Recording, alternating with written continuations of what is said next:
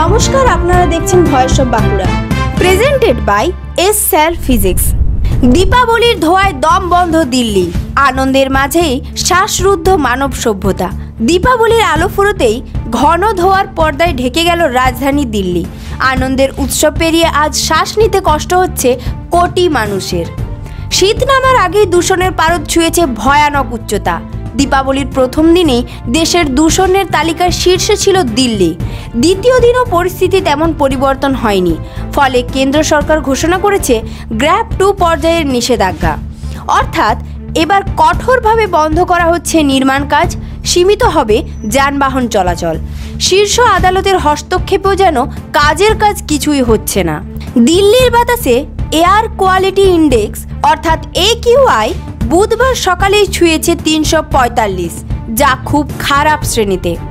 38টি monitoring সেন্টারের মধ্যে 34টি এখন রেড জোনে। কোথাও AQI 400 ছাড়িয়ে গেছে। PM 2.5 এর মাত্রা পৌঁছেছে 488 মাইক্রোগ্রাম প্রতি ঘনমিটারে, যা বিশ্ব স্বাস্থ্য সংস্থার নির্ধারিত সীমার প্রায় 100 গুণ। আদালতের নির্দেশ ছিল কেবলমাত্র পরিবেশ বান্ধব সবুজ বাজি পোড়ানো যাবে, কিন্তু বাস্তবে তার তোয়াক্কা করেননি অনেকেই। দিল্লি ও সংলগ্ন এলাকা জুড়ে দীপাবলির রাতে চলেছে শব্দ আর ধোঁয়ার উৎসব। গত বছর দূষণের জেরে কয়েক মাস ধোঁয়ার চাদরে ঢাকা ছিল রাজধানী, তবুও শিক্ষা হয়নি। এই বছরও একই দৃশ্য, শুধু ধোঁয়া ধোঁয়া আর ধোঁয়া।